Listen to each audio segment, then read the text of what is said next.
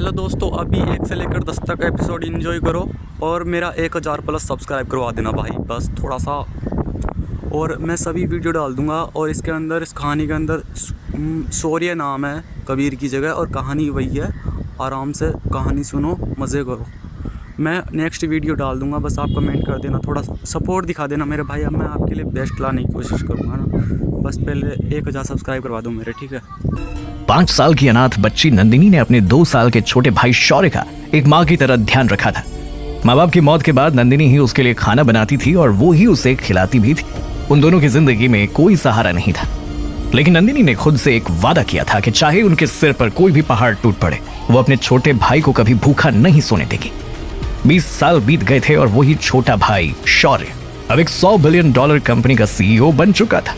उसने बिलियनियर बनने के बाद भी अपनी बहन का साथ नहीं छोड़ा। उसके नाम पर कंपनीज खोली और शहर के बाहर एक शानदार विला भी खरीद लिया।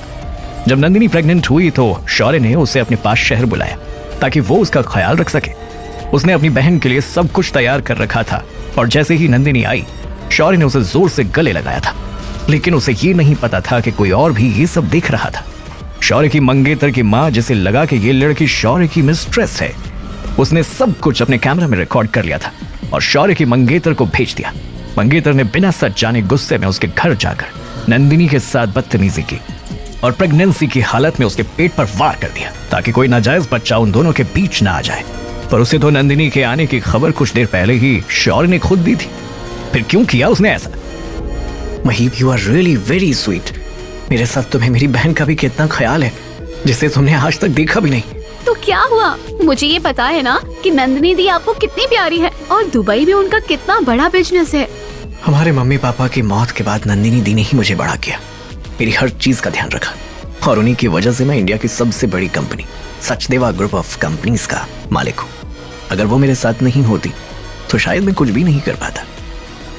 महीप अपनी खूबसूरत आंखों से शौर्य को देखने लगी। लंबा कद, गोरा रंग और ऊपर से एक बिलियनियर जो खुद भी नहीं जानता था कि उसके पास कितना रुपया है। महीप ही क्या, दुनिया की कोई भी लड़की खुद को शौर्य पर न्यौछावर कर देती। महीप ने शौर्य के कोट का कॉलर ठीक करते हुए बहुत अदा के साथ कहा, रोमांस हो गया हो तो मेरे गाउन की नॉट तो बांध दो। शौर्य ने अपना मुंह बनाया और महीप को घुमाकर उसके गाउन की नॉट बांधने लगा। I'm lucky to have you in my life। अब मैं चलता हूँ, ध्यान रखना। नंदिनी दी कल हमारे घर के पार्टी हॉल में शाम 7 बजे तक आ जाएंगे। अपना पहला इंप्रेशन उन्हें बेस्ट देना। महीप ने शौर्य की ओर घूम कर देखा और उसके गले में बाहें डालते हुए बोली, तुम बिल्कुल भी फिक्र मत करो, नंदिनी दी को कोई शिकायत नहीं होगी। शौर्य तेजी से वहां से निकल गया। महीप के होठों पर मुस्कान आ गई और वो मन ही मन खुश होने लगी।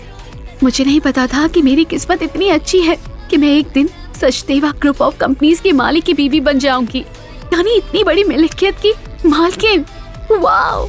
एक तरफ जहां महीप सगाई के लिए तैयार हो रही थी, वहीं शौर्य को अपनी बहन नंदिनी के आने का बेसब्री से इंतजार था और उसका इंतजार जल्द खत्म हो गया। नंदिनी अपना बैग लिए उसके सामने खड़ी थी।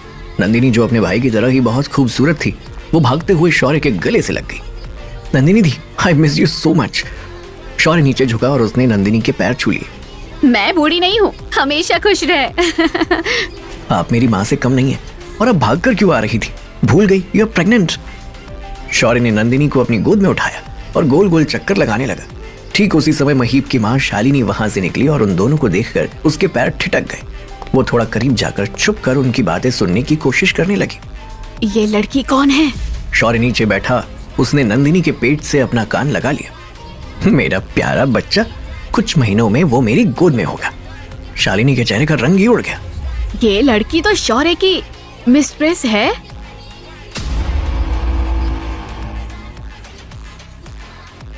किसी और लड़की से चिपकते हुए देखकर शालिनी के तन बदन में आग लग गई। उसने अपनी हथेलियों को भींच लिया और सीधा शौर्य की तरफ चल पड़ी, लेकिन अचानक कुछ सोचकर उसने अपने कदम रोक लिए और वो वापस कार के पीछे जाकर छुप गई।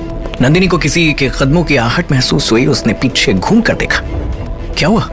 मुझे ऐसा लगा कि कोई हमारी तरफ आ रहा था। शौर्य ने भी उस तरफ देखा, लेकिन वहां कोई भी नहीं था। इस बार शालिनी थोड़ा पीछे छुपी हुई थी, इस वजह से उसे शौर्य और नंदिनी की बातें सुनाई नहीं दे रही थी।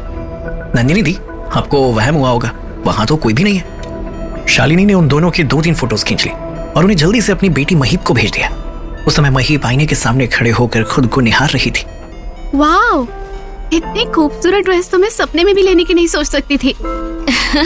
वैसे कुछ भी कहो, शौर्य जैसा प्यार करने वाला तुम्हें शायद ही कहीं मिलेगा। हाँ। महीप ने अपनी बालों पर हाथ घुमाया और फिर अपनी ड्रेस के स्ट्रैप ठीक करते हुए बोली, और इतना अमीर भी, इंडिया का सबसे अमीर बिजनेसमैन। मैं तो ये सोच रही हूँ कि आज सगाई में वो तुम्हें कितने कैरेट के सॉलिटर बनाने वाला है। बस उसी बात का तो इंतजार है। ये सब मुझे शौर्य ने ही तो दिया है। I must say that he loves you a lot. Mahip उसकी बातें सुनकर ब्लश करने लगी। तभी उसके मोबाइल की मैसेज बीप हुई। महीप का हाथ रुक गया और उसने मोबाइल उठाकर अपने हाथ में ले लिया। वो मैसेज देखकर थोड़ा हैरान हुई। मम्मी इस टाइम मुझे मैसेज क्यों कर रहे हैं? महीप ने मैसेज खोलकर देखा जिसमें शालिनी ने उसे शौर्य और नंदिनी के फोटोज भेजे थे। महीप मोबाइल लेकर सोफे पर बैठ गई और उन फोटोज को देखकर चौंक गई जिसमें शौर्य ने नंदिनी को अपने गले से लगाया हुआ था। महीप ने आज तक कभी भी नंदिनी को नहीं देखा था, न कभी शौर्य ने उसे अपनी बहन की कोई तस्वीर दिखाई थी। शौर्य ने किसे अपने गले लगाया हुआ है? ये लड़की कौन है? इससे पहले कि महीप किसी तरह का कोई भी अंदाजा लगा पाती, उसका मोबाइल बजने लग गया। महीप ने स्क्रीन पर नजर डालकर देखा जिस पर उसके डिजाइनर का नाम फ्लैश हो रहा था, लेकिन महीप को उससे बात करने का बिल्कुल भी मूड नहीं था। उसने डिजाइनर का कॉल काट दिया। वो गुस्से में शौर्य और नंदिनी की तस्वीर देख रही थी। शौर्य नंदिनी से शिकायत करने में लगा हुआ था। नंदिनी दी, पहले आप मुझे ये बताओ कि आप अकेले क्यों आई? आप 3 मंथ्स प्रेग्नेंट हैं। ऐसे में आपको किसी को अपने साथ लेकर आना चाहिए था, या फिर ना आती। क्यों ना आती? मेरे भाई की सगाई है तो उसमें मैं नहीं तो और कौन आएगा? हमारा एक दूसरे के अलावा दुनिया में कोई है क्या? आपने ही तो मुझे इस लायक बनाया कि मैं कुछ कर पाता। इतनी मुसीबतों का सामना करते हुए ही तो आपने मुझे बड़ा किया है, और मैं अब चाहता हूँ कि आप यहाँ रहें। वैसे भी ऐसी हालात में मैं आपको अब अकेला नहीं छोड़ सकता। नंदिनी ने बड़े प्यार से शौर्य के गाल पर अपना हाथ रखा। शालिनी सब कुछ देख रही थी। उसका गुस्सा भी बढ़ने लग गया। तभी शौर्य का मोबाइल रिंग होने लग गया। शौर्य ने अपनी जेब से मोबाइल निकालकर स्क्रीन पर नजर डाली। उस पर महीप का नाम चमकते देखकर शौर्य के होठों पर मुस्कान तैर गई। नंदिनी समझ गई कि महीप का फोन था, इसलिए वो थोड़ी दूरी पर चली गई। हेलो महीप। तुमने मुझे धोखा देने की हिम्मत भी कैसे की शौर्य? महीप की बात सुनकर शौर्य चौंक गया। मैं कुछ समझा नहीं, तुम किस बारे में बात कर रही हो महीप? महीप ने स्क्रीन पर शौर्य और नंदिनी की तस्वीर को घूरते हुए बोली। तुम तो ऐसे दिखा रहे हो मानो कुछ हुआ ही नहीं, लेकिन एक बात मेरी कान खोलकर सुन लो। अगर तुम यहाँ किसी को भी लेकर आए तो मुझसे बुरा कोई भी नहीं होगा शौर्य। Got it? शौर्य महीप की बातों को सुनकर कंफ्यूज हो गया। उसे समझ नहीं आ रहा था कि महीप आखिर किस बारे में बात कर रही थी। देखो महीप, हम दोनों इतने सालों से एक दूसरे के साथ हैं, फिर भी तुम्हें मुझ पर भरोसा नहीं है। ठीक है, जाने दो, मुझे कुछ काम है, बाय। शौर्य ने कॉल काट दी। महीप को शौर्य पर बहुत गुस्सा आया। शौर्य ने मेरा फोन काट दिया, और वो भी उस लड़की के लिए। शौर्य को थोड़ा गुस्से में देखकर नंदिनी उसके पास आ गई। शौर्य, क्या हुआ? तुम इतना गुस्से में? नंदिनी दी, बस ऐसे ही। शौर्य, महीप तुम्हारी होने वाली बीवी है, उससे प्यार से बात किया करो। अच्छा ठीक है, अब घर चलिए, फिर हमें पार्टी के लिए भी तो तैयार होना है। अच्छा चलो। वहीं महीप ने शालिनी को कॉल कर दी। हेलो मम्मी, अभी आपको कुछ भी करने की जरूरत नहीं है। आप बस शौर्य और उस लड़की पर नजर रखें। वो लड़की तुम्हारे होने वाले पति की मिस्ट्रेस है, और वो भी प्रेग्नेंट मिस्ट्रेस। महीप की आंखों से आंसू निकलने लग गए। अपनी सगाई से ठीक कुछ घंटों पहले उसे ये सब सुनने और देखने को मिल रहा था। किसी तरह से महीप ने खुद को कंट्रोल किया। अगर उसने यहाँ एक कदम भी रखा तो शौर्य की उस मिस्ट्रेस को उसकी कीमत तो चुकानी ही पड़ेगी। लगता है कि शौर्य उस लड़की को कहीं लेकर जा रहा है। मम्मी, आप देखिए कि वो उसे कहाँ लेकर जा रहा है। उन दोनों की हर एक्टिविटी पर नजर रखें। शालिनी ने कार में बैठकर ड्राइवर से कहा, जल्दी से उस कार का पीछा करो। एक तरफ शालिनी की कार शौर्य की कार के पीछे लग गई और दूसरी तरफ महीप का गुस्सा बढ़ता ही जा रहा था। उसने एक हाथ मारकर अपने सामने पड़े हुए कॉस्मेटिक्स नीचे गिरा दिए।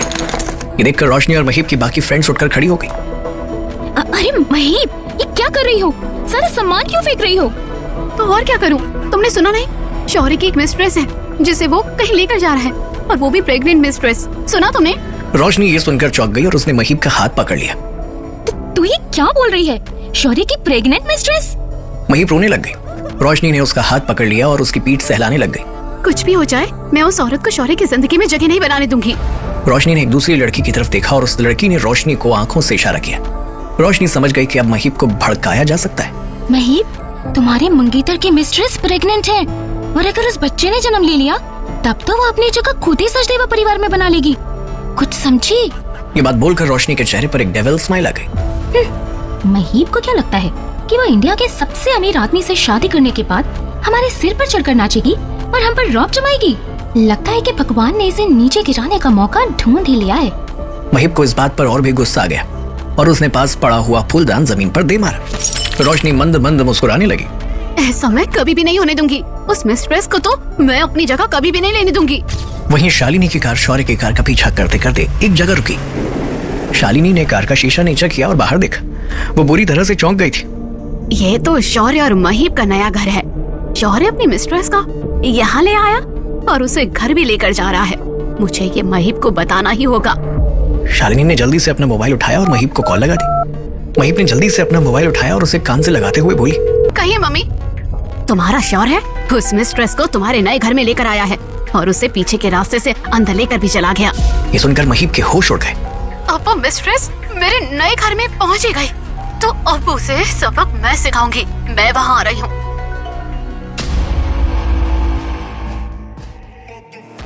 तो वो मेरे घर तक पहुंच गई। उसकी इतनी हिम्मत। लगता है कि उस लोमड़ी को अच्छे से सबक सिखाना पड़ेगा। रोशनी, अब मुझे अपने नए घर जाना है। आफ्टर ऑल एंगेजमेंट पार्टी भी तो शुरू होने वाली है।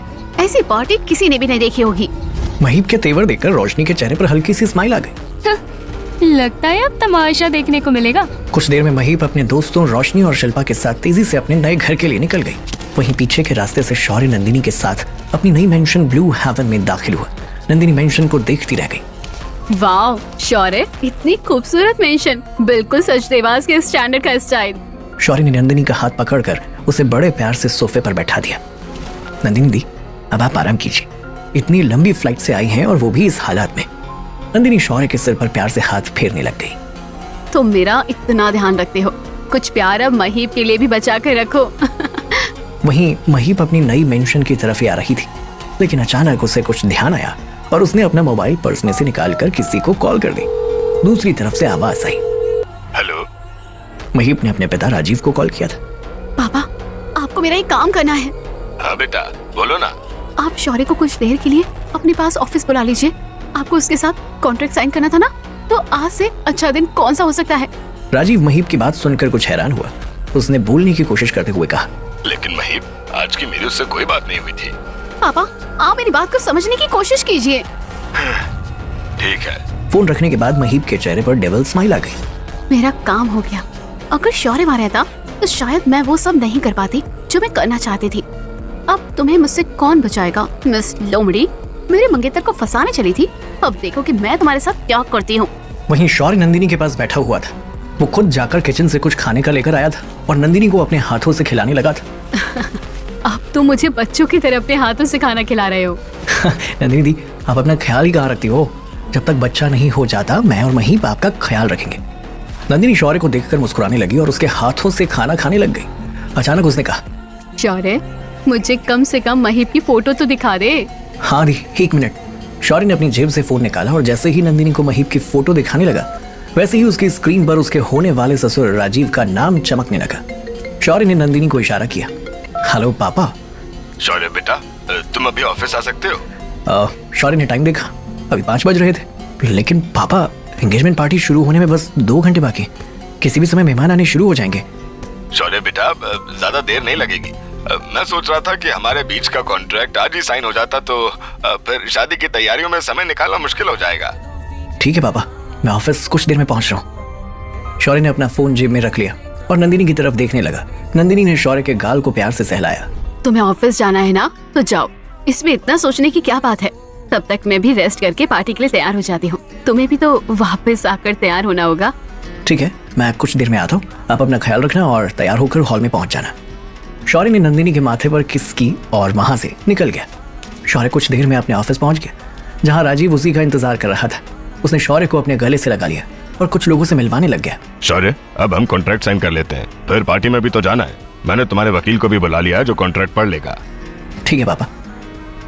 शौर्य का वकील आकर कॉन्ट्रैक्ट के पेपर्स पढ़ने लगा। वहीं नंदिनी अब तक खाना खा चुकी थी। उसके बाद उसने अपना लगेज खोला और उसमें से पार्टी के लिए कपड़े निकालने लग गई। तभी उसके हाथ में एक गुलाबी ड्रेस आई जो बहुत खूबसूरत थी। महीप ने उस ड्रेस को अपने गाल से लगा लिया। उसकी आंखें नम हो चुकी थी। रोते हुए वो सोफे पर बैठ गई। नंदिनी को उस ड्रेस से अपने पति समीर नंदा की याद आ गई। 3-4 महीने पहले समीर ही नंदिनी के लिए वो गुलाबी ड्रेस लेकर आया था। उसने अपने पेट पर हाथ रखा और उसे सहलाने लग गई। आप मुझे छोड़कर क्यों चले गए समीर? वरना आज आप भी मेरे साथ यहाँ शौर्य और महीप की सगाई अटेंड कर रहे होते। लेकिन फिर भी आपकी निशानी मेरे पेट में पल रही है। नंदिनी ने गहरी सांस लेकर अपने पर्स में से एक लॉकेट निकाला जिसमें बहुत महंगा पत्थर लगा हुआ था। नंदिनी ने उस लॉकेट को किस की और मुस्कुराने लगी। मैंने ये लॉकेट स्पेशली महीप के लिए ऑक्शन में 20 करोड़ में खरीदा था और मुझे पक्का विश्वास है कि ये उस पर बहुत अच्छा लगेगा। अभी नंदिनी ये सब सोच ही रही थी कि अचानक दरवाजे पर नॉक हुआ। लगता है कि शौर्य वापस आ गया है। नंदिनी ने जैसे ही दरवाजा खोला उसे किसी ने जोर से धक्का दिया और नंदिनी जमीन पर जा गिरी। नंदिनी ने महीप और उसके साथ आई 2 और लड़कियों को देखा। उसे समझ नहीं आया कि वो सब कौन थी। नंदिनी जमीन से उठकर खड़ी हो गई और उसने उन सब की तरफ थोड़ा गुस्से में देखा। ये क्या बदतमीजी है? महीप ने रोशनी और दूसरी दोस्त शिल्पा को इशारा किया और वो कमरे में दाखिल हो गई। ये सब तो मुझे तुमसे पूछना चाहिए। महीप ने रोशनी को इशारा किया तो रोशनी और बाकी लड़कियों ने नंदिनी को जाकर पकड़ लिया। नंदिनी उनसे छूटने की कोशिश करने लगी। छोड़ो मुझे, क्या चाहिए तुम लोगों को? महीप चलते हुए नंदिनी के पास आ गई और उसने उसके मुंह पर तेज थप्पड़ मार दिया। नंदिनी ने अपने मुंह पर हाथ रख लिया और उसकी आंखें भी नम हो गई। तुम्हें अपनी औकात दिखाने आई हूँ। तुम्हें घर तोड़ने का बहुत शौक है ना? नंदिनी महीप का मुंह देखने लग गई। उसे तो समझ भी नहीं आया। लगता है आपको कोई गलतफहमी हुई है। मैंने किसी का घर नहीं तोड़ा। महीप ने नंदिनी के मुंह पर कई थप्पड़ मार दिए। तुम्हें मैं अंधी दिख रही हूँ जो ये ना देख पाऊँ कि मेरे सामने क्या चल रहा है? शौर्य, कहीं तुम महीप मेहरा तो नहीं? तो तुम्हें मेरा नाम भी पता है। शौर्य ने तो तुम्हें सब कुछ बताया हुआ है। नंदिनी महीप के गाल पर हाथ रखते हुए बोली, तो तुम सच में महीप हो? You are so. महीप ने गहरी नजरों से नंदिनी को देखा। इस घर में तुम्हारी घुसने की हिम्मत भी कैसे हुई? ये मेरा और शौर्य का घर है जहाँ हम अपनी शादी के बाद रहने वाले हैं। मैंने तो अपना घर भी पूरा नहीं देखा और तुम यहाँ हमसे पहले ही आ गई। वैसे तुम्हें शौर्य ने यहाँ छुपा कर रखा है, राइट? ऐसा कुछ भी नहीं है। मुझे यहाँ किसी ने नहीं छुपाया। महीप ने नंदिनी को गुस्से में देखा। उसने आगे बढ़कर नंदिनी के बालों को कसकर पकड़ लिया। नंदिनी दर्द में कराहने लग गई। महीप मेरे साथ ऐसा क्यों कर रही है? तुम्हें ये लगा कि शौर्य अपनी मिस्ट्रेस को मेरे नए घर में लेकर आएगा तो मुझे पता ही नहीं चलेगा। यू आर अ फूल। नंदिनी अपने लिए महीप के मुंह से मिस्ट्रेस शब्द सुनकर चौंक गई। नंदिनी समझ गई कि महीप कुछ गलत समझ रही थी। इससे पहले कि नंदिनी और कुछ भी बोल पाती, महीप ने उसे एक और तमाचा मार दिया। नंदिनी ने रोशनी और एक दूसरी लड़की को धक्का दिया। जैसे ही महीप उसे फिर से तमाचा मारने लगी, नंदिनी ने उसका हाथ पकड़ लिया। तुम्हारा दिमाग तो ठीक है ना महीप? तुम शौर्य की मिस्ट्रेस हो और ये मैं अब जान चुकी हूँ। अचानक महीप हंसने लग गई। रोशनी ने धीरे से अपनी एक दोस्त से कहा, ये महीप को अचानक क्या हुआ शिल्पा? ये ऐसे हंस क्यों रही है? पता नहीं, शायद शौर्य की मिस्ट्रेस को देखकर इसका दिमाग खराब हो गया। महीप ने नंदिनी के पास जाकर उसकी तरफ इशारा करते हुए कहा, वैसे कमाल है ना शिल्पा, शौर्य और मैं इतने सालों से एक साथ हैं, लेकिन मुझे उसकी इस मिस्ट्रेस के बारे में कुछ भी नहीं पता चला। मैं तो इतनी बड़ी बेवकूफ बनती रही, मेरी नाक के नीचे इतना कुछ होता रहा और मैं समझती रही कि शौर्य बस मेरा है और उसे मुझसे कोई नहीं छीन सकता। लेकिन देखो इसने ना सिर्फ मेरे शौर्य को मुझसे अलग कर दिया, बल्कि मेरे नए घर में भी आकर खड़ी हो गई। नंदिनी ने बोलने की कोशिश की तो जैसे ही महीप ने फिर से उसके बालों को कसकर खींचने लग गई। नंदिनी को दर्द होने लगी। देखो महीप, एक बार मेरी बात सुनो। देखो, इसे तो मेरे बारे में सब कुछ पता है और एक मैं हूँ कि मुझे इसके बारे में कुछ भी नहीं पता, इसलिए तो मैं छोड़ूंगी नहीं। महीप रोशनी और शिल्पा के साथ मिलकर नंदिनी को मारने लग गई। वहीं दूसरी तरफ शौर्य अपने ऑफिस में था और उसका वकील अरविंद शर्मा कॉन्ट्रैक्ट के डॉक्यूमेंट्स पढ़ रहा था। अरविंद शौर्य का वकील ही नहीं बल्कि उसका गहरा दोस्त भी था। शौर्य उसके सामने बैठा हुआ था और महीप के पिता राजीव भी वहीं थे। शौर्य, लगता है कि तुम्हें मुझ पर भरोसा नहीं है। तुम्हें क्या लगता है कि मैं बिजनेस कॉन्ट्रैक्ट के पेपर्स गलत बनवाऊंगा? शौर्य ने अपनी चेयर हल्के से खिसकाई और वो राजीव के करीब जाकर उसका हाथ पकड़ते हुए बोला, पापा ऐसी बात नहीं है और मैंने तो अरविंद को बुलाया भी नहीं। आपने ही उसे फोन किया था, लेकिन अब अरविंद आ गया है तो डॉक्यूमेंट्स अच्छे से चेक हो जाएं तो अच्छा है। कल को ना आपको कोई प्रॉब्लम होगी और ना मुझे।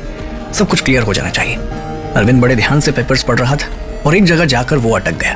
राजीव जी, इस कॉन्ट्रैक्ट में सारा पैसा तो शौर्य लगा रहा है, फिर भी आपका प्रॉफिट शेयर 50%।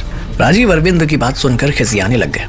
उसने शौर्य की तरफ देखते हुए कहा, अगर शौर्य चाहे तो इसे कम कर सकता है और ये बात तो शौर्य को बहुत अच्छे से पता ही है। हम दोनों के बीच कुछ भी छिपा नहीं है। अरविंद राजीव की इस बात को सुनकर काफी हैरान हुआ। शौर्य, तुम इस प्रोजेक्ट में 100 करोड़ लगा रहे हो तो तुम्हारा प्रॉफिट ही ज्यादा होना चाहिए।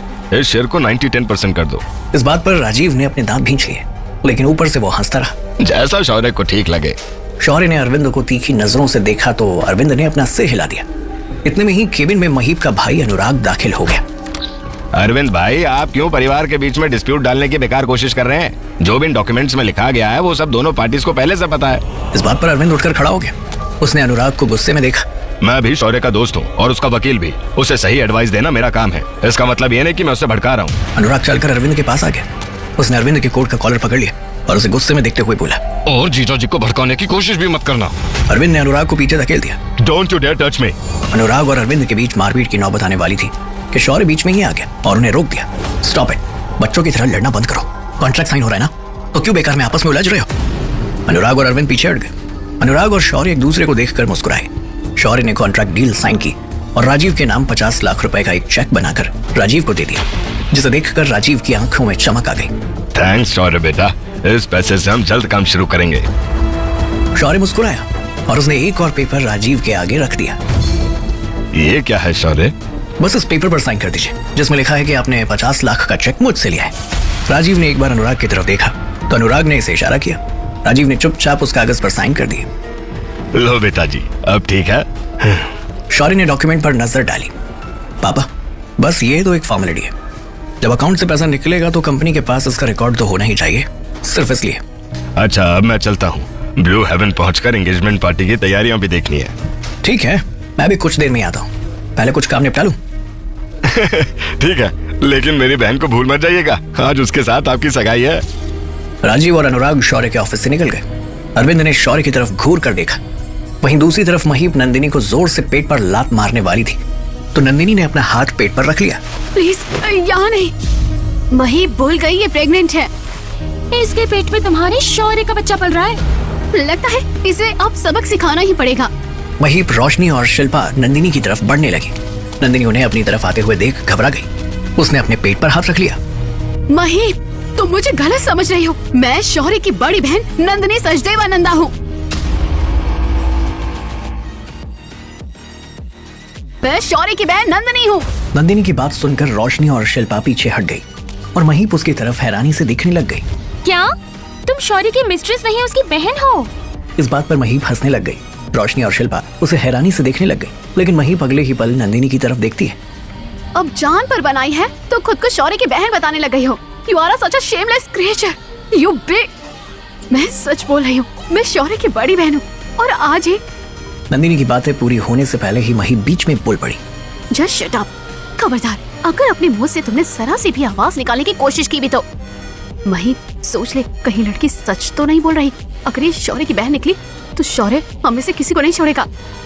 ये नंदिनी हो ही नहीं सकती। वो तो मेंशन में 7 बजे आने वाली थी और अभी तो 7 बजने में वक्त है। मैं सच बोल रही हूँ, मैं शौर्य की बहन हूँ। और दूसरी तरफ शौर्य के ऑफिस में अरविंद ने शौर्य को गुस्से में देखा। अब तू मुझसे क्यों नाराज हो रहा है? मुझे समझ में नहीं आ रहा कि तू इस परिवार पर भरोसा कैसे कर सकता है। मैं कुछ समझा नहीं, तू किसकी बात कर रहा है? तेरे होने वाले ससुराल की सब एक से एक मक्कार भरे पड़े, लेकिन तू है कि अपनी आंखें बंद किए बैठा है। ऐसा कुछ भी नहीं है।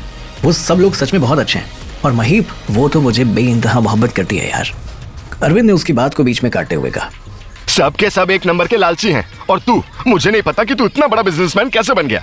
मुझे लगा था तू समझदार है, लेकिन राजीव की आंखों में 50 लाख का चेक देखकर चमक देखी थी। अभी भी टाइम है, इन लोगों से दूर हो जा। They are not good people, including your. Shaurya ने अरविंद को घूरते हुए देखा तो अरविंद चुप कर गया। मुझे पता है कि तू मेरा दोस्त कम, भाई ज्यादा है, लेकिन महीप वैसी नहीं है जैसा तू सोच रहा है। वो एक अच्छी लड़की है, उसकी फैमिली जैसी भी हो। शादी के बाद तो महीप मेरे ही घर आने वाली है। वो तो नंदिनी दी के लिए भी बहुत सोचती है। अरविंद ने शौर्य की बातें सुनकर अपना सिर हिला दिया। अब हंस भी दे, आज मेरी एंगेजमेंट है, पार्टी में ऐसे मुंह फुलाकर घूमेगा क्या? इस बात पर अरविंद के होठों पर मुस्कान आ गई। अच्छा, अब जल्दी से काम खत्म कर, समझा? शौर्य काम में लग गया और तभी उसे नंदिनी का ध्यान आया। उसने जल्दी से अपना फोन निकाला और नंदिनी को कॉल कर दी। नंदिनी ने अपने फोन पर नजर डाली जिस पर रिंग होने लगी। स्क्रीन पर शौर्य का नाम चमक रहा था। महीप ने नंदिनी का फोन अपने हाथ में लिया और शौर्य का नाम देखकर उसे गुस्सा आया। देखो शौर्य को, अपने एंगेजमेंट के दिन अपने मंगेतर से बात करने के बजाय वो तुम्हें फोन कर रहा है। महीप ने शौर्य का फोन काट दिया। नंदिनी दी ने मेरा फोन काट दिया। तेरी सगाई के लिए नंदू, अब मेरा मतलब है कि नंदिनी तैयार हो रही होगी। वैसे भी लड़कियों को तैयार होने में टाइम लगता है। शौर्य ने अरविंद की तरफ देखा। वो अच्छे से जानता था कि कहीं ना कहीं अरविंद नंदिनी को हमेशा से पसंद करता था, लेकिन उसे कभी कह नहीं पाया था। और फिर नंदिनी ने समीर से शादी कर ली। मुझे पता है अरविंद, तू नंदिनी दी से प्यार करते हो। मैं उनसे तुम्हारी बात जरूर करूंगा। तू कहाँ खो गया? शौर्य ने मुस्कुराते हुए अपना सिर हिला दिया और फिर से काम में लग गया। ब्लू हेवन मेंशन में पार्टी शुरू हो चुकी थी। शाम के 7 बजते ही मेहमान भी आने शुरू हो गए और महीप का भाई अनुराग तैयार होकर पार्टी में पहुंच गया। उसकी माँ शालिनी भी पार्टी में आ चुकी थी। उसने टाइम देखते हुए कहा, अभी तक महीप को पार्टी में आ जाना चाहिए था। पता नहीं ये लड़की कहाँ रह गई।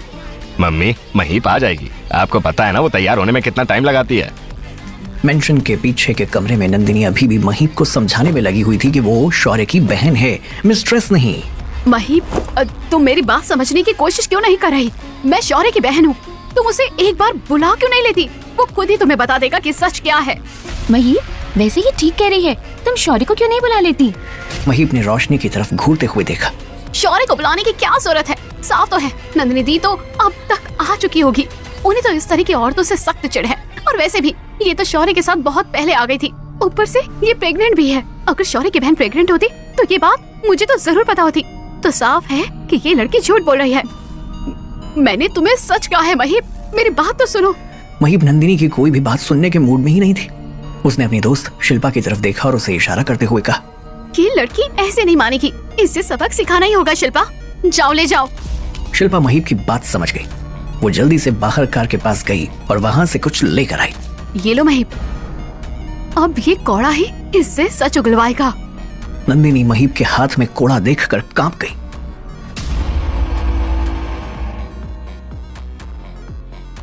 महीप के हाथ में कोड़ा देखकर नंदिनी बुरी तरह से कांप गई और घबराकर पीछे हटने लगी। महीप, ये क्या कर रही हो? तुम्हारा दिमाग तो ठीक है? मेरा दिमाग तो तुम्हें शौर्य के साथ देकर ही खराब हो गया था। ऊपर से ये बच्चा, मेरे शौर्य के साथ तुम सोई और अब उससे बच्चा भी पैदा। छी! महीप की ये बात सुनकर नंदिनी ने अपने कान बंद कर लिए। अपने ही भाई के साथ वो इस इल्जाम को आखिर सुन भी कैसे सकती थी? अपनी बकवास बंद करो महीप। ऐसी बातें मुंह से मत निकालो जिनके लिए तुम्हें बाद में पछताना पड़े। तुम इतना बड़ा कांड करने में नहीं पछताई और मैं बोलने में भी पछताऊं। अब तो तुम्हारी सॉरी फील करने की बारी है। अब तो तुम सोचोगी कि किस खड़ी में तुमने मेरे शौर्य के साथ रिश्ता बनाया था। महीप ने कोड़ा पहले जमीन पर मारा और फिर उसे कस के नंदिनी पर दे मारा। महीप ने 2 बार नंदिनी को और कोड़े मारे। नंदिनी जमीन पर गिर पड़ी। उसके शरीर से खून निकलने लग गया। कुछ जगह से उसके कपड़े भी फट चुके थे। महीप, मत करो, कहीं हमें लेने के देने ही ना पड़ जाएं। रोशनी ठीक बोल रही है महीप, बस कर और इसे मेंशन से उठाकर बाहर फेंक दे। महीप ने रोशनी और शिल्पा की तरफ गुस्से से देखा। अगर तुम लोगों को शौर्य का इतना ही डर है तो तुम दोनों अभी यहाँ से चली जाओ, समझी? लेकिन मैं इसे तब तक मारती रहूंगी जब तक कि ये लड़की अपने मुंह से इस बात को एक्सेप्ट नहीं कर लेती कि ये शौर्य की मिस्ट्रेस है। मैं इस बात को कभी कभी नहीं मानूंगी। एक बार शौर्य को बुला लो, सब बातें साफ हो जाएंगी। तभी उसका फोन बजने लगा। महीप ने रुककर अपना फोन हाथ में लिया और उस पर शौर्य का नंबर फ्लैश होते देखकर रोशनी को इशारा किया। शौर्य का कॉल? महीप ने कॉल अटेंड करते हुए कहा, हेलो शौर्य। मेरी बात ध्यान से सुनो महीप, नंदिनी दी ब्लू हेवन मेंशन पहुंच चुकी है, तुम उनका ध्यान रखना। नंदिनी ने मौका देखकर जैसे ही बोलने की कोशिश की तो रोशनी ने उसका मुंह बंद कर दिया। नंदिनी छटपटाने लगी। ऑफ कोर्स शौर्य, मैं भी पार्टी में जा रही हूँ। तुम अभी तक उससे मिली नहीं? डोंट वरी शौर्य, मैं अब वहीं जा रही हूँ। You're really sweet महीप, तुम हम लोगों का कितना ख्याल रखती हो। अब जल्दी से नंदिनी दी से जाकर मिलो और उनका खास ख्याल रखो। श्योर, बस अब तुम भी जल्दी से आ जाओ, हमारे एंगेजमेंट पार्टी शुरू हो चुकी है। Okay baby. इससे पहले कि महीप कॉल को डिस्कनेक्ट करती, नंदिनी ने रोशनी को पीछे धकेल दिया और जोर से चिल्लाई, शौर्य! नंदिनी दी।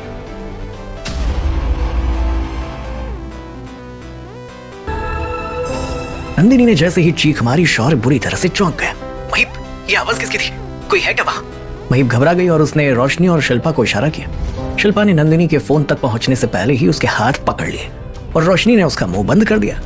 नंदिनी बुरी तरह से छटपटाने लगी। शौर्य ने अपनी बात दोहराते हुए कहा, महीप, मैं तुमसे कुछ पूछ रहा हूँ, कौन है वहां पर? महीप ने रोशनी की तरफ देखा और उसे इशारे से चिल्लाने के लिए कहा। रोशनी उसका इशारा समझ गई। बचाओ, इस कॉकरोच को रूम से बाहर निकालो। रोशनी, तू भी ना? मैं यहाँ एंगेजमेंट पार्टी के लिए तैयार हो रही हूँ और तू एक कॉकरोच से डर रही है। अब मुझे इससे डर लगता है तो मैं क्या करूँ? हाँ, तू भी से भगा ना। देखा शौर्य, वो रोशनी चिल्लाई थी, रूम में एक कॉकरोच क्या आ गया, उसने तो पूरा उत्पात मचा दिया। अच्छा ठीक है, मैं कुछ ही देर में वहाँ पहुँच रहा हूँ। महीप ने जल्दी से कॉल काटी और चैन की सांस ली। उसने रोशनी को नंदिनी का मुंह छोड़ने का इशारा किया। तुम ये सब ठीक नहीं कर रहे। अगर तुम ठीक हो तो शौर्य को सच क्यों नहीं बताया? उसे भी पूरा सच पता चलेगा। तुम इसकी बिल्कुल भी चिंता मत करो। पहले मैं तुम्हें अच्छे से सबक तो सिखा लूं। अगर मैं उसे तुम्हारे बारे में बता देती तो वो तो भागते हुए तुम्हें बचाने के लिए पहुंच जाता, और यही मैं बिल्कुल भी नहीं चाहती थी। ये क्यों नहीं कहती कि तुम शौर्य के गुस्से से डर गई? शौर्य उसके करीब चलते हुए आई और उसकी आंखों में देखते हुए बोली, इस धोखे का जवाब तो शौर्य को भी देना होगा। मेरे रहते हुए वो कितनी आराम से अपनी प्रेग्नेंट मिस्ट्रेस को मेंशन में ले आया। अब देखो मैं तुम्हारे साथ क्या करती हूँ। वहाँ राजीव मेहरा को शौर्य से पूरे 50 लाख रुपए का चेक मिला था। उसकी कार एक पुरानी फैक्ट्री के बाहर पहुंच गई। अपनी कार से बाहर आकर राजीव ने घड़ी देखी। कुछ ही पलों में एक और कार उसके सामने आकर रुकी, जिसमें से एक आदमी उतरा। उसने काले रंग का कुर्ता पहना हुआ था। वो शक्ल से बहुत भयानक और गुंडा लग रहा था। आइए कादिर भाई, मेरा पैसा कब वापस करेगा? पूरे 20 लाख हैं। मैंने आपको इसलिए बुलाया कादिर भाई। राजीव ने अपनी जेब से चेक निकाला और कादिर भाई के हाथ में पकड़ा दिया। कादिर ने चेक पर नजर डाली तो पूरे 20 लाख का था। कादिर हंसने लग गया। उसे हंसते देखकर राजीव हैरान हुआ। कादिर भाई, मुझसे कोई गलती हो गई क्या? कादिर राजीव की बात सुनकर सीरियस हो गया। उसने राजीव के कोट का कॉलर पकड़ा और उसे खींचते हुए बोला, मुझे बेवकूफ समझ रखा है क्या? मुझे चेक दे रहा है? कल को ये चेक बाउंस हो गया और तू भाग गया तो? राजीव ने कादिर भाई का हाथ पकड़ लिया। कादिर भाई, आप भी कैसी बात कर रहे हो? मुझे आपको गलत चेक पकड़ाकर मरना थोड़ी है। मेरी एक बड़ी डील हुई है जिसका एक चेक 3 दिन में क्लियर हो जाएगा और उसके साथ ही आपको आपका सारा पैसा मिल जाएगा। कादिर भाई ने उसका कॉलर खींचते हुए कहा, अगर ये चेक बाउंस हुआ तो तुम्हारा क्या हाल करूंगा ये तो मैं खुद भी नहीं जानता, समझा? ऐसा कभी नहीं होगा, मेरा विश्वास कीजिए। कादिर ने चेक अपनी जेब में रखा और वहाँ से चला गया। राजीव की जान में जान आई और वो सोचने लगा, कम से कम ये कर्ज चुकाने के बाद इस कादिर भाई से तो मुक्ति मिली। राजीव ने गहरी सांस ली। कुछ देर में वो भी वहाँ से चला गया। कुछ देर में राजीव पार्टी में पहुंच गया। उसे देखते ही शालिनी उसके पास आ गई। आप कहाँ थे राजीव जी? अपनी ही बेटी की एंगेजमेंट पार्टी में भी कोई लेट आता है क्या? राजीव शालिनी को खींचते हुए वहां से ले गया और उसने अपनी जेब से शौर्य का दिया हुआ 50 लाख का चेक दिखाया, जिसे देखकर शालिनी की आंखों में चमक आ गई। उसने राजीव के हाथ से चेक लिया और उसे हल्के से सूंघते हुए बोली, 50 लाख का चेक? और मैंने इसमें से 20 लाख कादिर भाई को देकर उसका सारा कर्जा वापस कर दिया। कहीं शौर्य का चेक बाउंस तो नहीं होगा ना? तुम पागल तो नहीं हो? शौर्य सचदेवा का चेक बाउंस कैसे हो सकता है? वो इतना अमीर आदमी है कि मेरे जैसे 50 लोग ऐसे ही खरीद ले। मैं तो ऐसे ही बोल रही थी। कादिर भाई बहुत खतरनाक है। अगर चेक बाउंस हुआ तो वो हम सभी को जान से मार डालेगा। ऐसा कुछ भी नहीं होगा, तुम बस आज की पार्टी एंजॉय करो। महीप नंदिनी को और अच्छे से सबक सिखाना चाहती थी। अब इस लड़की को सबक सभी के बीच में सिखाऊंगी। इसे पार्टी में ले चलो।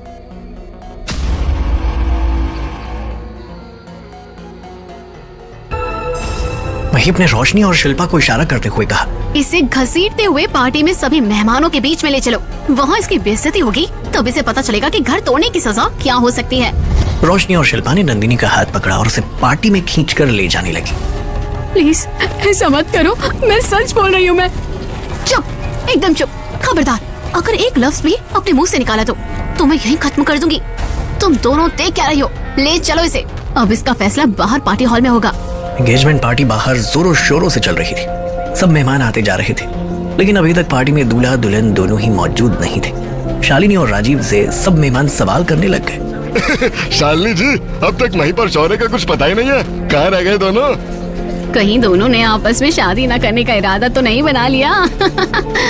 ऐसा कुछ भी नहीं है। महीप तो वैसे ही तैयार होने में बहुत टाइम लगाती है और शौर्य बस ऑफिस से निकल चुका है। थोड़ी ही देर में वो यहाँ पहुँच जाएगा। शालिनी चलते हुए राजीव के पास पहुँच गई। महीप और शौर्य कहाँ रह गए?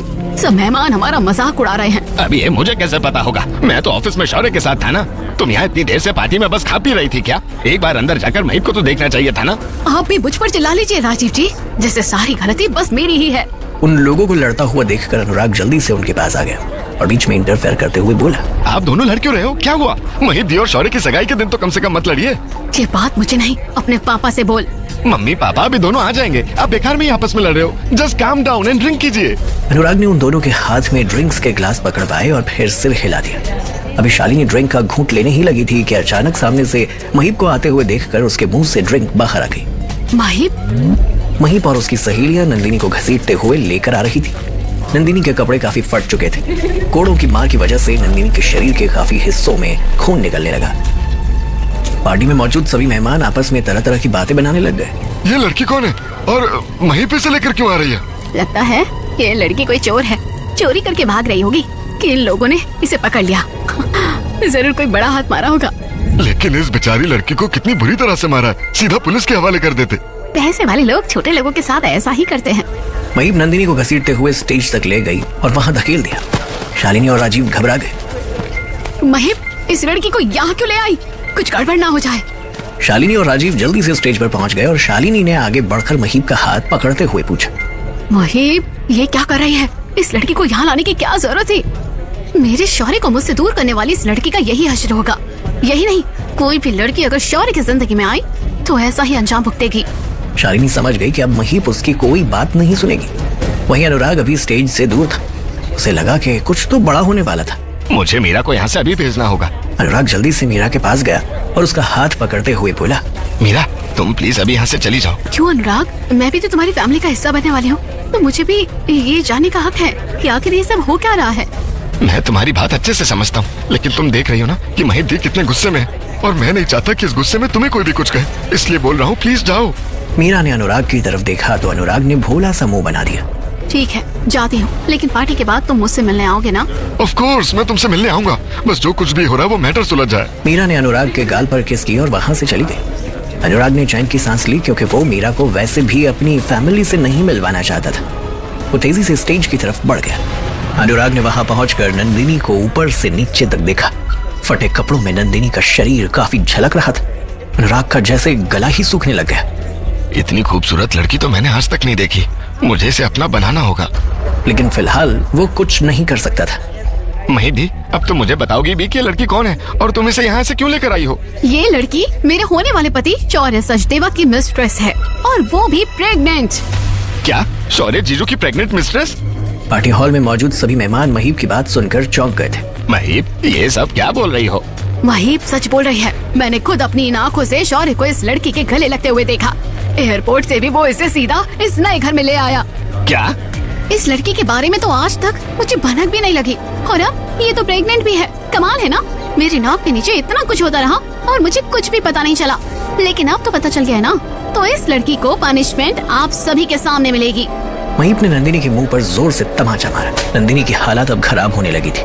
उसके पेट में बहुत तेज दर्द भी होने लगा था। उसने अपना पेट पकड़ लिया और नीचे गिर गई। महीप ने रोशनी को इशारा किया तो रोशनी और शिल्पा ने नंदिनी को जबरदस्ती खड़ा कर दिया। शौर्य चाहिए तुझे? आज तुझे शौर्य बहुत अच्छे से मिलेगा। महीप ने नंदिनी के बाल कसकर पकड़ लिए और उन पर अपनी पकड़ बनाकर नंदिनी को नीचे फर्श पर धकेल दिया। सभी मेहमान ये सब देखकर चुप थे। किसी ने आगे बढ़कर नंदिनी को बचाने की कोशिश नहीं की, बल्कि वो लोग बातें बनाने लगे। शौर्य की मिस्ट्रेस? हमें नहीं पता था कि वो ऐसा निकलेगा। बड़े और अमीर लोगों में सब कुछ चलता है। महीप लगातार नंदिनी को मार रही थी। नंदिनी ने अपने पेट पर हाथ रखा हुआ था ताकि उसके बच्चे को कुछ ना हो। मुझे प्लीज छोड़ दो। तुम चाहती हो कि मैं तुम्हें छोड़ दूं? तुमने मेरे साथ इतना कुछ कर दिया। महीप ने सब गेस्ट की तरफ देखा और ऊंची आवाज में बोली, तो अब आप सब बताइए, इस लड़की को मेरा घर तोड़ने के लिए माफ करना चाहिए या नहीं? सब गेस्ट ने एक साथ कहा, नहीं। मैंने तुम्हारा कोई घर नहीं तोड़ा। मैं नंदिनी। महीप उसके बोलने से पहले ही बोल पड़ी, नंदिनी का नाम अपनी जुबान से लेने की कोशिश भी मत करना। वो तो तुम्हारी जैसी लड़कियों को पसंद भी नहीं करती। महीप ने नंदिनी को एक और तमाचा मार दिया। वहीं शौर्य ऑफिस से ही अपनी एंगेजमेंट के लिए तैयार होकर निकल पड़ा था। उसके साथ ही अरविंद भी था। शौर्य ने नंदिनी को कॉल कर दिया। नंदिनी का फोन तो उसी कमरे में पड़ा हुआ था जहां शौर्य उसे छोड़कर गया था। जब नंदिनी ने फोन नहीं उठाया तो शौर्य काफी परेशान हो गया था। नंदिनी दी को इतनी देर से कॉल कर रहा हूँ, लेकिन वो मेरा फोन क्यों नहीं उठा रही है? दी है कहाँ पर? हम लोग ब्लू हेवन जा रहे हैं, वहाँ नंदिनी से मिल लेना। वहीं इस बीच नंदिनी के गले का एक लॉकेट टूटकर जमीन पर गिर गया, जिसे महीप ने पैर से ठोकर मारकर साइड में कर दिया। अचानक नंदिनी की पॉकेट से एक बहुत खूबसूरत लॉकेट बाहर निकलकर गिर पड़ा। शालिनी ने उस लॉकेट पर नजर डाली और उसने जल्दी से वो लॉकेट उठा लिया। उसकी आंखों में चमक आ गई। ये तो दुबई का इटरनल बॉन्ड लॉकेट है। ये लॉकेट इस लड़की के पास कैसे आया?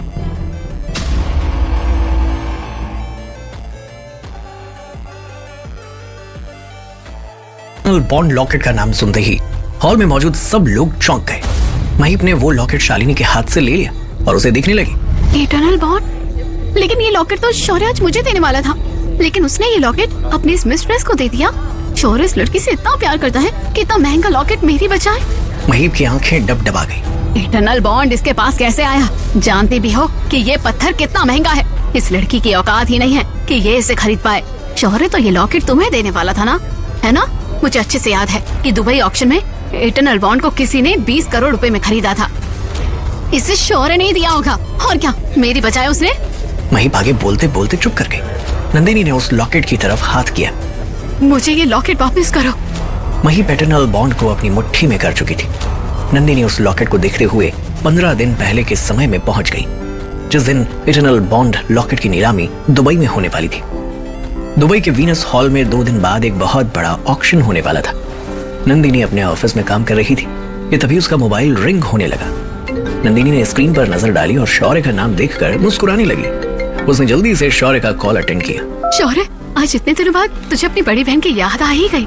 नंदू दी, मैं आपको भूला ही कब। याद भी तो नहीं करता। सॉरी दी, अब क्या करूं, बिजनेस ही इतना बढ़ गया है कि टाइम ही नहीं मिल पाता।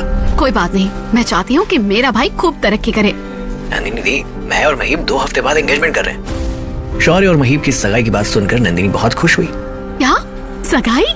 कांग्रेचुलेशन शौर्य, और महीप को मेरा बहुत सारा प्यार देना। जी, लेकिन मुझे आपसे कुछ काम था। हाँ बोलना। नंदू दी, 2 दिन के बाद वीनस हॉल में एक ऑक्शन होने वाला है। उसमें बहुत सी महंगी चीजें नीलाम होने वाली हैं। उनमें से एक इटर्नल बॉन्ड लॉकेट भी है। Eternal bond locket? वो लॉकेट मैं महीप को एंगेजमेंट पर सभी के सामने देना चाहता हूँ। और तुम चाहते हो कि वो लॉकेट मैं खरीद लूं? जी, लेकिन किसी को पता न चले कि वो आपने खरीदा है। ठीक है, मैं खुद वो लॉकेट महीप को अपने हाथों से दूंगी। वैसे मैंने पहले से ही उस लॉकेट को खरीदने का सोचा हुआ था। आप वो लॉकेट किसी भी तरह से ऑक्शन में खरीद लेना। नंदिनी ने हामी भरकर कॉल काट दी और 2 दिन के बाद ऑक्शन वाले दिन नंदिनी वीनस हॉल पहुंच गई। लेकिन उसने अपना भेस ऐसे बदला हुआ था कि कोई भी उसे पहचान नहीं पाए, क्योंकि नंदिनी सचदेवा नंदा दुबई में काफी फेमस थी। वीनस हॉल में नीलामी का सिलसिला शुरू हुआ। तो साहिबान आइए, नीलामी का सिलसिला शुरू करते हैं। आज यहाँ एक नहीं बल्कि कई नायाब चीजें हैं, दिल खोल कर बोली लगाइए। इसके साथ ही एक के बाद एक चीजों की नीलामी होने लगी और आखिर में रह गया इटर्नल हार्ट लॉकेट। अनाउंसर ने लॉकेट की तरफ इशारा करते हुए कहा, साहिबान अब बारी है इस खूबसूरत इटर्नल बॉन्ड की। नायाब सफायर से बना ये लॉकेट कई इंद्रधनुषी रंग बिखेरता है। व्हाइट गोल्ड में डाला गया और सफायर के आसपास हीरो से जड़ित ये लॉकेट 100 साल पुराना है। इसकी बोली शुरू हो रही है 50 लाख से। वीनस हॉल में बैठे लोगों ने इटर्नल बॉन्ड के लिए बोली लगानी शुरू कर दी। 1 करोड़, 2 करोड़, 2 करोड़ 1, 2 करोड़ 2, 3 करोड़, 10 करोड़। पूरा हॉल नंदिनी को देखने लग गया, जो इस समय एक मिस्टीरियस औरत बनी हुई थी। लोग आपस में बातें करने लग गए। किसी की भी हिम्मत नहीं थी कि वो आगे होकर इस इटर्नल बॉन्ड लॉकेट की करोड़ों की बोली लगाता। मैं ये लॉकेट किसी भी कीमत पर किसी को नहीं लेने दे सकती। शौर्य से महीप को गिफ्ट देना चाहता है। पूरे वीनस हॉल में सिर्फ नंदिनी और वो गेस्ट था जो इटर्नल बॉन्ड लॉकेट के लिए बोली लगा रहे थे। 12 करोड़। नंदिनी मन में सोचने लगी कि अब तो उसे बड़ी बोली ही बोलनी पड़ेगी, ऐसे काम नहीं चलेगा। 20 करोड़। वीनस हॉल में इस बोली के बाद सनसनी मच गई। यह इस ऑक्शन में सबसे बड़ी बोली थी। 20 करोड़ 1, 20 करोड़ 2, 20 करोड़ 3 और ये इटर्नल बॉन्ड हुआ नंबर 9 का। नंदिनी अपनी चेयर से खड़ी हुई और उसने इटर्नल बॉन्ड लॉकेट 20 करोड़ में ले लिया। उसके बाद एक मिस्टीरियस औरत की तरह ही वो हॉल से गायब हो गई। घर आने के बाद नंदिनी ने शौर्य को ये खुशखबरी भी दे दी, जिसके बाद शौर्य बहुत खुश हुआ। अब तुम चाहो तो इसके बारे में महीप को बता सकते हो। नंदिनी तो अपने ख्यालों से बाहर आ गई और फिर से चिल्लाते हुए बोली, मुझे मेरा लॉकेट वापस करो। तुम लोगों को सुनाई नहीं दे रहा क्या? वो लॉकेट मेरा है। ये लॉकेट तुम्हें दे दूं? कभी भी नहीं। अब तो ये वैसे भी मेरे हाथ में है। अब हम लोग इसे ऑक्शन करेंगे और सारा रुपया अपने पास रखेंगे, समझी? यू बिच। वाह महीप, तूने तो क्या आइडिया दिया है। वैसे भी शौर्य ये लॉकेट मुझे ही तो देने वाला था, लेकिन शायद तुमने उसे बहला फुसलाकर इस लॉकेट को ले लिया। बड़े प्यार से उसने तुम्हें इटर्नल बॉन्ड गले में पहनाया होगा ना? इतना कहकर महीप ने नंदिनी को जोर से लात मार दी। नंदिनी दर्द में कराहने लगी। महीप, मैंने कहा ना कि ये मैंने अपने लिए नहीं खरीदा था। उसकी बात सुनकर सब हंसने लगे। क्या कहा तुमने? Come again. Eternal bond locket तुमने दुबई की नीलामी से 20 करोड़ रुपए में खरीदा था। इसका मतलब है कि तुम तो शौर्य जितनी ही अमीर हो। इसकी शक्ल तो देखो, ऐसा लगता है कि इसे तो ये भी नहीं पता होगा कि 20 करोड़ में जीरो कितने आते हैं। और नहीं तो क्या, इसके पास तो 1000 रुपए भी जेब में नहीं होंगे, तभी तो आज ये शौर्य जीजू की प्रेग्नेंट मिस्ट्रेस है। खबरदार, अगर किसी ने भी मुझे दोबारा मिस्ट्रेस कहा तो। हाँ, अब तो ऐसा ही लग रहा है ना कि तुम नहीं बल्कि मैं उसकी मिस्ट्रेस हूँ। वो तो आखिर तुम्हें ही सब कुछ दे रहा है। इस घर में ले आया 20 करोड़ का लॉकेट, सब कुछ। अनुराग ने आगे बढ़कर नंदिनी को एक बार और लात मारी। नंदिनी के बहुत तेज दर्द होने लगा। शौर्य, प्लीज जल्दी से आ जाओ। शौर्य, मुझे तुम्हारी बहुत जरूरत है। शौर्य। नंदिनी अपना पेट पकड़े हुए दर्द में शौर्य का नाम लेने लगी और वहीं कार में आते हुए शौर्य को हिचकियां आनी शुरू हुई। अभी अचानक से मुझे हिचकियां क्यों शुरू हो गई? लगता है तेरी महिप आज तुझे कुछ ज्यादा ही मिस कर रही है। लेकिन शौर्य को कुछ गलत इंट्यूशन हो रही थी। इस वजह से वो बार बार नंदिनी को कॉल करने लगा। एक तो नंदिनी दी फोन ही नहीं उठा रही। मुझे उनकी बहुत चिंता हो रही है। शौर्य को परेशान देखकर अरविंद की भी चिंता बढ़ने लगी। आखिर नंदिनी से बेइंतहा मोहब्बत करता था अरविंद। नंदिनी फोन उठा क्यों नहीं रही? वो ऐसा भी क्या काम कर रही है? अरविंद ने शौर्य का हाथ कसकर पकड़ लिया और कहा, परेशान मत हो, हम बस पहुंचने ही वाले। नंदिनी को अकेले छोड़कर तुझे ऑफिस आने को कहा किसने था? तेरी सगाई है और नंदिनी से भी आज तो इतने टाइम बाद मिल रहा है। कम से कम उसके साथ टाइम तो स्पेंड करता। अब तू अपना लेक्चर देना बंद करेगा? और वैसे भी मैं नंदिनी दी के कहने पर ही ऑफिस गया था। ऊपर से महिप के पापा आज ही कॉन्ट्रैक्ट साइन करने पर जोर डाल रहे थे। वो तेरा लालची ससुराल। शौर्य के गुस्से से भरे चेहरे को देखकर अरविंद चुप हो गया और खिड़की से बाहर देखने लगा। वहीं महिप ये देख रही थी कि गेस्ट के बीच में अब उसका मजाक उड़ने लगा था। अब यहाँ कोई एंगेजमेंट नहीं होगी। जाइए सब, पार्टी इज जस्ट ओवर।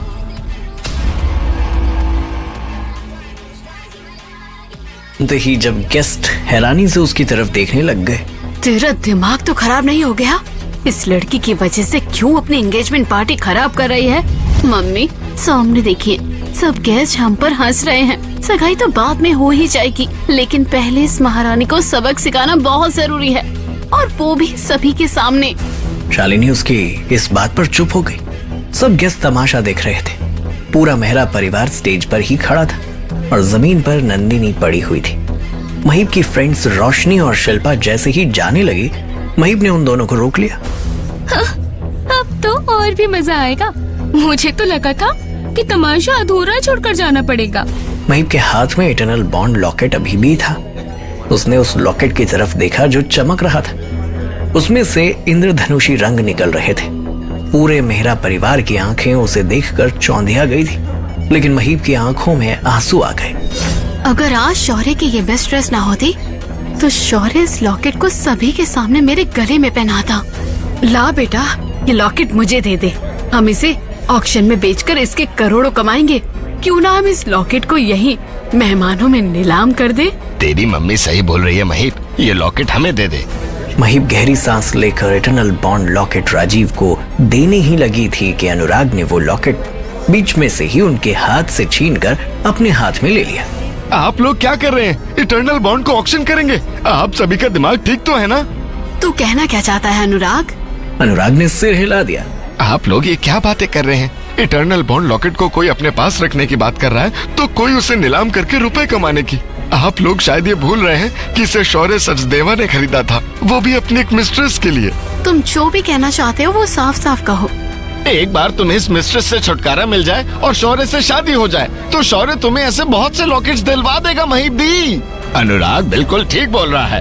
तो हमें करना क्या है ये बताओ। अनुराग ने एक पल के लिए नंदिनी की तरफ देखा, जो आंखें बंद किए दर्द में छटपटा रही थी।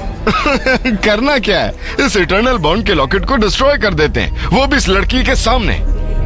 अनुराग की ये बात सुनते ही नंदिनी ने अपनी आंखें खोल दी। ऐसा कुछ मत करना, खबरदार। अगर किसी ने इस लॉकेट को डिस्ट्रॉय करने की कोशिश भी की।